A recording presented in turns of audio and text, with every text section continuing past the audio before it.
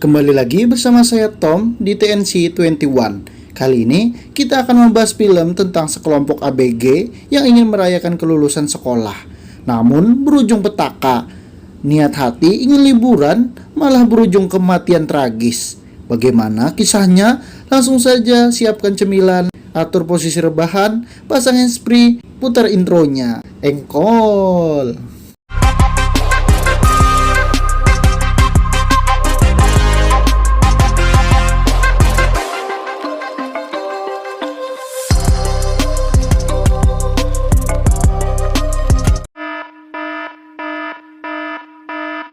Berlatar di Amerika, mengisahkan sekelompok pemuda yang sedang berlibur ke tempat bernama Black Lake atau Danau Hitam. Saat di perjalanan, hampir saja mereka mati konyol karena Simon sibuk melihat dua sejoli yang beradu jigongnya yang berbisa. Setibanya di gerbang, Johnny yang sebagai pengurus danau membuka gerbang tersebut. Tempat ini tampak sudah terbengkalai, dibiarkan begitu saja. Matt McLean, king of beers, former class prez, Matt's baby brother. Yeah, that is all there is to say about you that's interesting. Kitty, let's talk about your perv. Hey, Come for doing that sometime, maybe?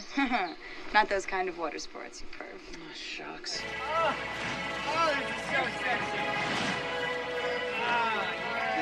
This actually floats. We just have to launch it over there.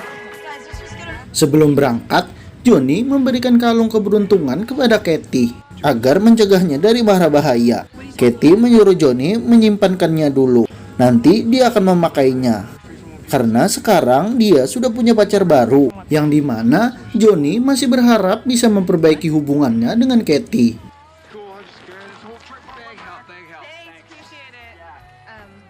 Tak lama, muncul seorang pria tua yang tak lain adalah teman si kakek Johnny.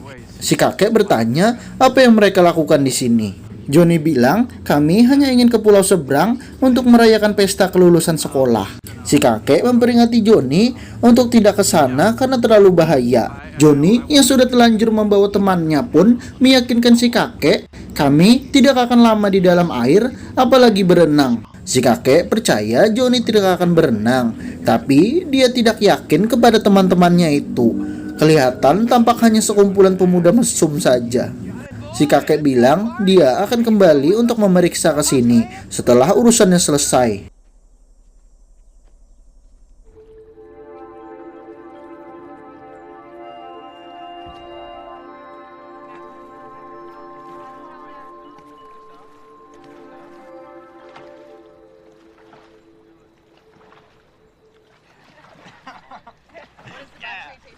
Oh, it tastes delicious. I'm getting tan.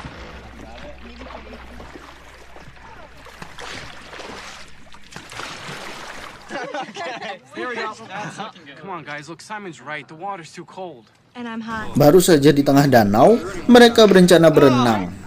Johnny yang sempat melarang mereka untuk tidak berenang dan lekas ke pulau untuk menyalakan api unggun sebelum malam. Namun, mereka yang sudah setengah bugil langsung melompat ke danau. Simon pun malah menyalakan kembang api, membuat Johnny semakin gelisah melihat kelakuan mereka. Come on, stop, man.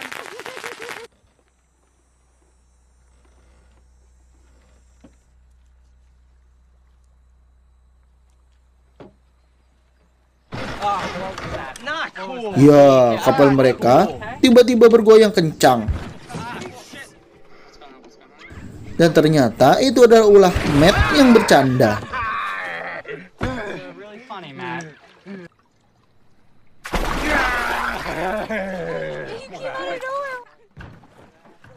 Ya, kali ini perahunya bergoyang kembali. Mereka pun panik melihat makhluk hitam di dalam air. Ternyata itu adalah makhluk penunggu danau tersebut yang terganggu dengan keberadaan mereka di sini. Johnny dan yang lain segera menyuruh mereka cepat naik ke perahu karena ada sesuatu di dalam air.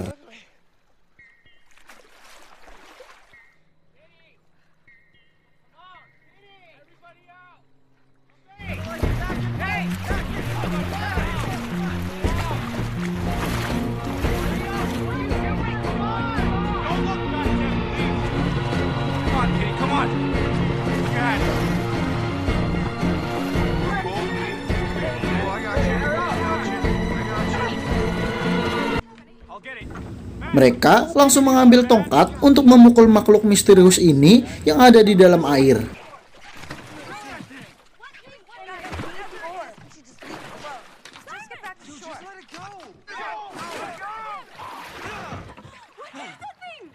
We need that ore.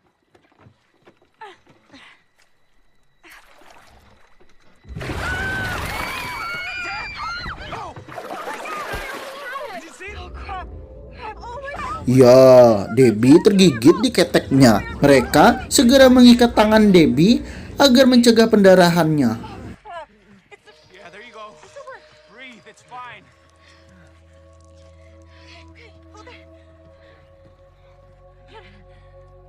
Namun naas, setelah beberapa jam tanpa penanganan medis, Debbie pun harus mati pucat kehabisan darah.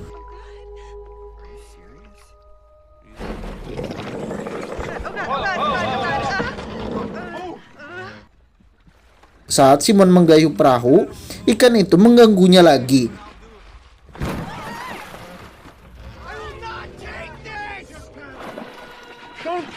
What do you want? Membuat Simon yang marah langsung memukul ikan itu dengan dayung. Dan ya, itu adalah dayung terakhir mereka dan sekarang sudah habis. Ikan ini tampak biasa-biasa saja ditombak di badannya. Sembari berenang santai memutari mereka, bak menunggu santapan makan malam.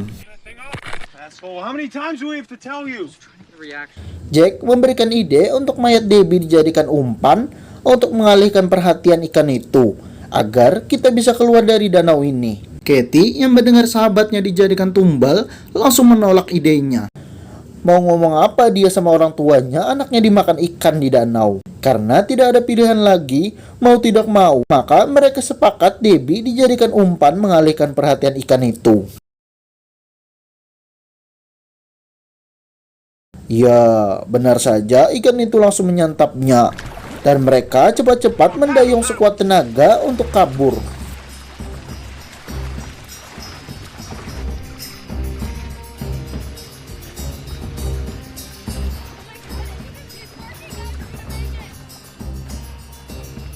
Dan ya, tidak perlu waktu lama, ikan itu sudah menghabiskan Debbie dalam sekejap.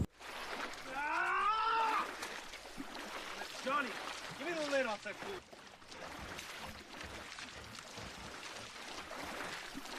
Jack mengusulkan ide lagi untuk ada yang memancing perhatian ikan itu. Dan dia adalah Johnny, karena dia sudah membawa kita ke sini. Johnny bilang dia hanya mengira itu sebuah mitos saja. Akhirnya mereka mengadakan voting. Hanya Katie yang memilih Jack dan sisanya memvoting Johnny. Johnny yang pasrah hanya bisa terdiam lesu, dirinya akan dijadikan makanan ikan penunggu danau. Johnny yang tidak ada pilihan lagi harus terjun sendiri ke danau.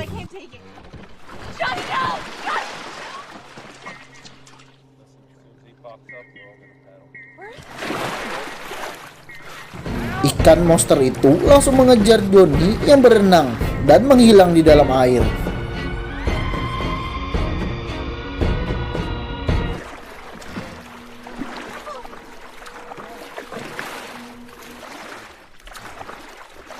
Deb was real. John, what do we do? Make it back to shore? What are we gonna tell people? Well, that's a problem we'd be lucky to have, okay, sweetheart? Get away! All right, like this one. Like this one.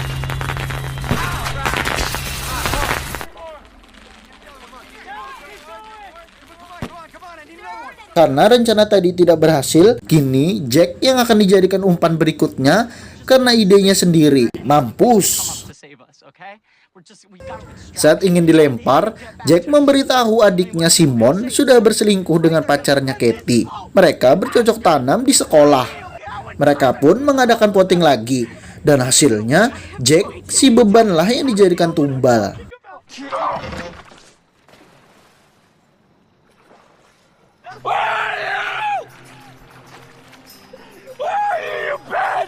Seketika Jack pun menjadi santapan ikan ganas ini karena idenya sendiri. Kita diperlihatkan Johnny yang masih hidup berada di tepi pulau.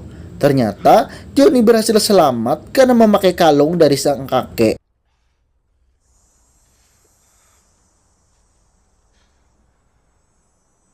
Matt yang merenung atas kematian sahabatnya Jack, meskipun dia beban, tapi dia tahu betul kalau Jack itu orang yang tidak pernah berbohong, karena dia sudah berteman lama sejak SD. Ya, Johnny pun sudah kembali untuk menyelamatkan Katie yang terjebak di danau ini. Johnny yang sudah tidak percaya sama mereka berdua, melemparkan tali untuk menarik perahunya saja. Jaga-jaga siapa tahu dijadikan umpan lagi oleh mereka.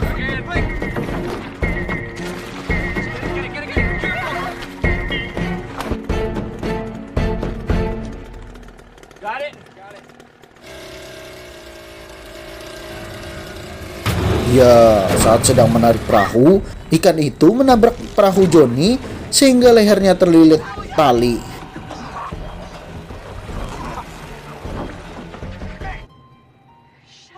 Tough as nails. Dan ya, alih-alih menolongnya, mereka malah menunggu Johnny mati kehabisan napas. Sungguh teman yang sangat biadab sekali. Namun naas, rencana mereka kandas saat kapal itu terbalik oleh ikan itu. Mereka pun terkejut melihat mayat Johnny tidak dimakan oleh ikan itu. Apa karena bau keteknya membuat ikan itu nggak nafsu makan? Entahlah, hanya ikan itu saja yang tahu. Mereka hanya kebingungan kenapa mayat Johnny tidak disentuh sama sekali.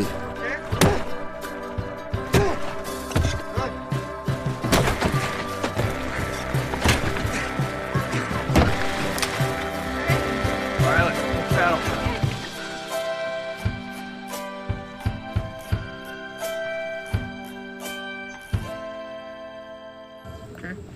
Matt berkelahi dengan Simon karena sudah berani berselingkuh dengan pacarnya. She was coming with me, Matt!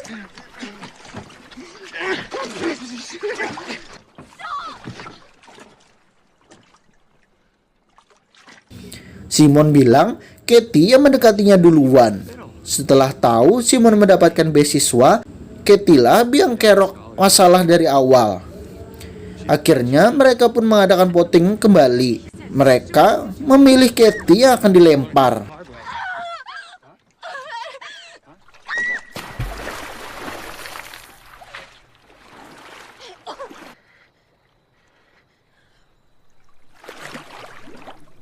Baru saja melempar Katie, mereka malah lanjut berkelahi lagi karena belum terima kelakuan adeknya.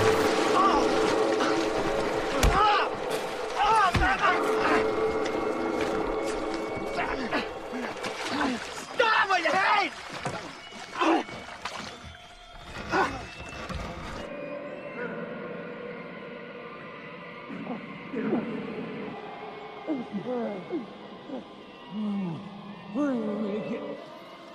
There's someone there, and they're gonna help us. Come on. Can you swim, bro? What? I'm pretty beat. What? Saat Simon terluka, Matt langsung membantunya. Namun naas, Simon hanya pura-pura dan mendorong kakaknya sendiri tepat ke mulut ikan itu. Matt pun harus modar.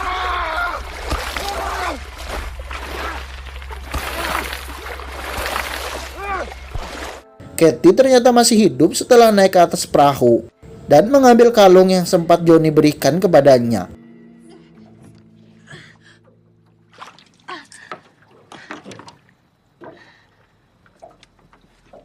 Seketika, ikan itu langsung menyantap mayat Johnny untuk dibawanya.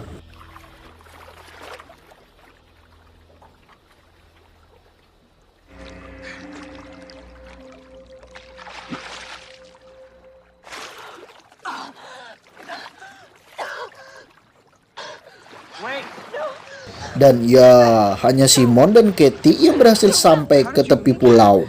Simon yang melihat kalung Johnny menuduh semua ini rencana Katie untuk menyingkirkan kita semua. Simon langsung merendam kepala Katie ke dalam air hingga tewas kehabisan napas.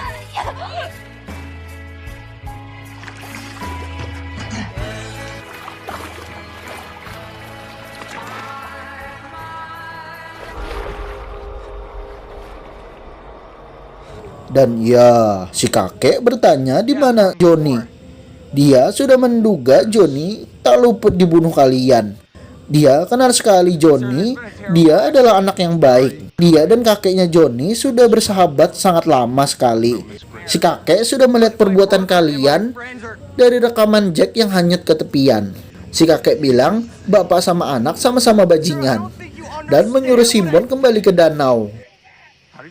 Simon yang menolak disuruh masuk ke dalam air langsung ditembak oleh si kakek dan mengancamnya akan membunuhnya jika tidak ingin masuk ke danau.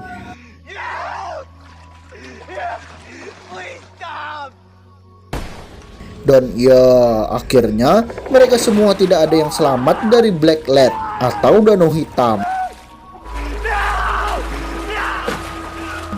Tamat. Pesan yang kita dapat dari film ini adalah, jika kita berada di suatu tempat, maka hargailah aturan yang berlaku. Jangan menjadi orang yang angkuh dan keras kepala.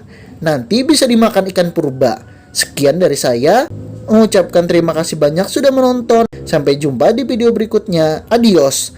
Tompel hitam, tokek purba. Cuau.